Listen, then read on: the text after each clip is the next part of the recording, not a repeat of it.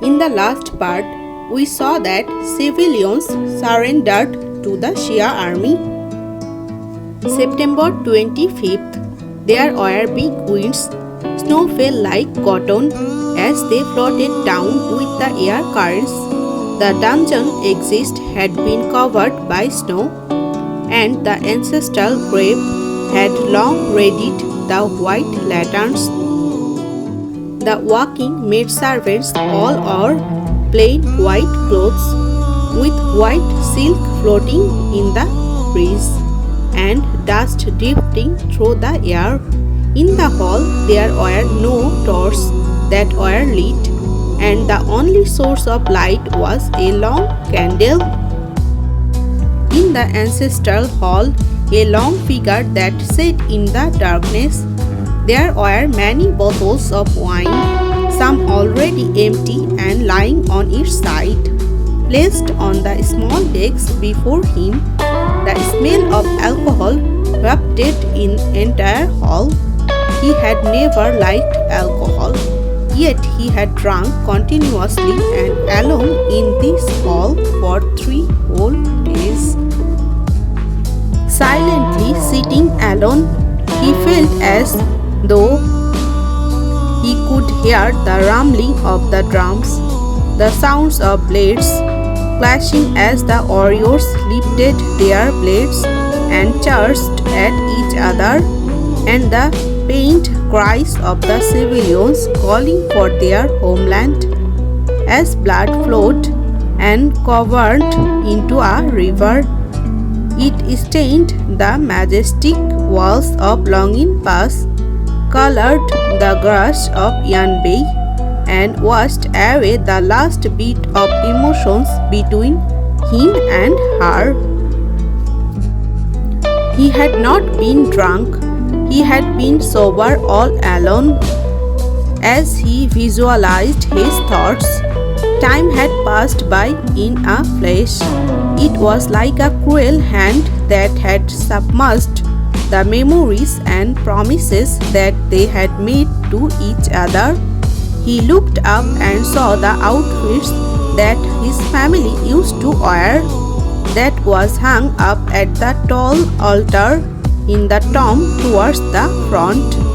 The tomb was majestic and encompassed a large area, but all that was buried inside was a few outfits and their belongings they had when they were alive.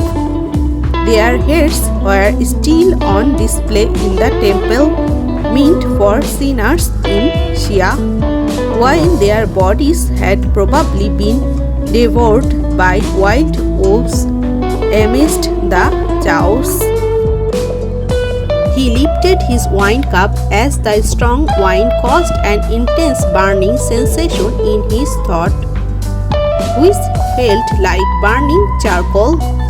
Yanshun's line of sight was still clear. His thin, handsome face was slightly red. The look in his eyes was foggy. Having been through the various vicissitudes of life, in just 2 years he had been driven to the point of extreme fatigue. His entire life seems to be filled with obstacles along the way.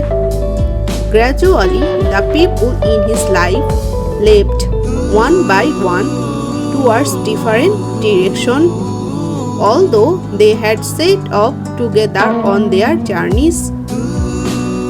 "Father," he uttered, breaking the silence as he felt a sense of calm. "Father, you lied to me." Yanshun looked up at the portrait on the altar. His father's image was vivid. He looked at the man whom he had idolized as a child and said quietly, "You said that Yanbei was a utopia, the first and most precious place in the world.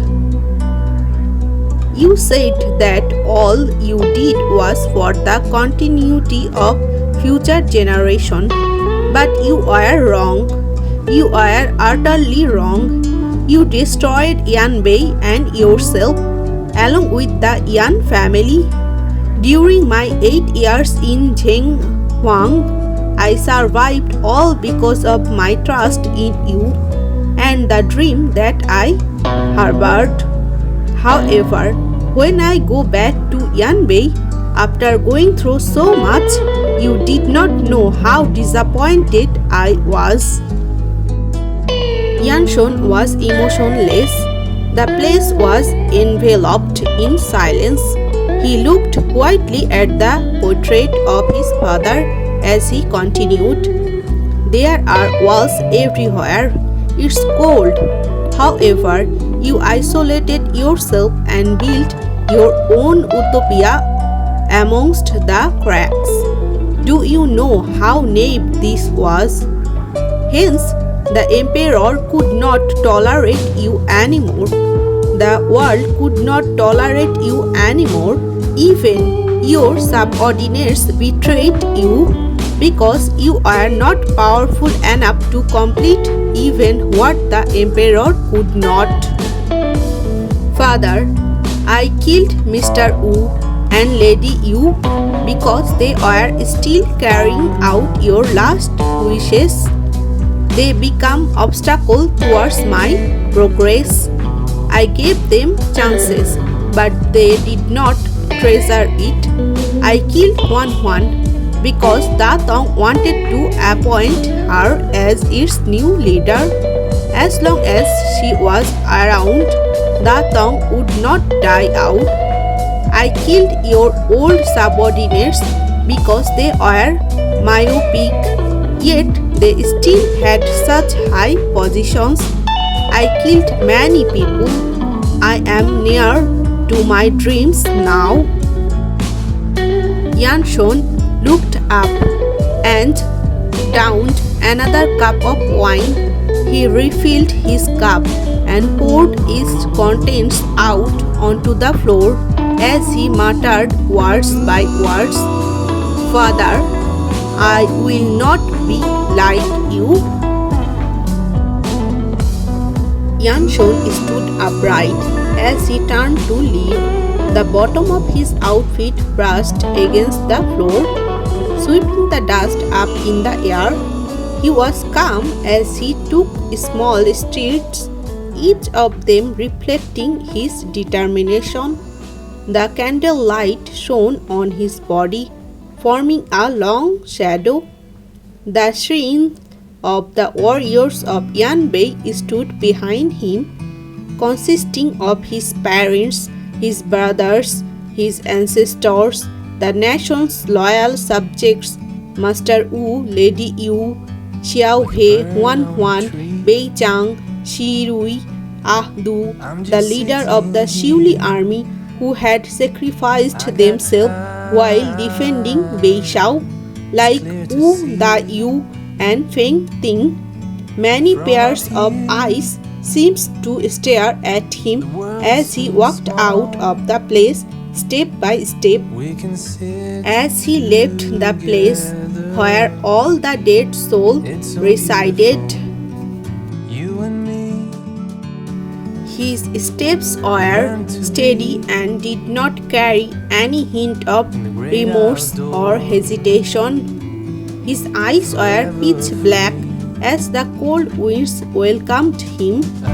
He remembered the night when he left Zhenghuang, when Ah Chu selflessly went back to rescue the soldiers of the Southeast Emissary Garrison who were trapped in the capital. Perhaps from that moment, he had predicted that things would have turned out this way. Their aspirations and beliefs were different, which meant that they were bound to become more distant from each other as they walked on different paths. Ultimately, there was a price to pay for achieving one's dreams.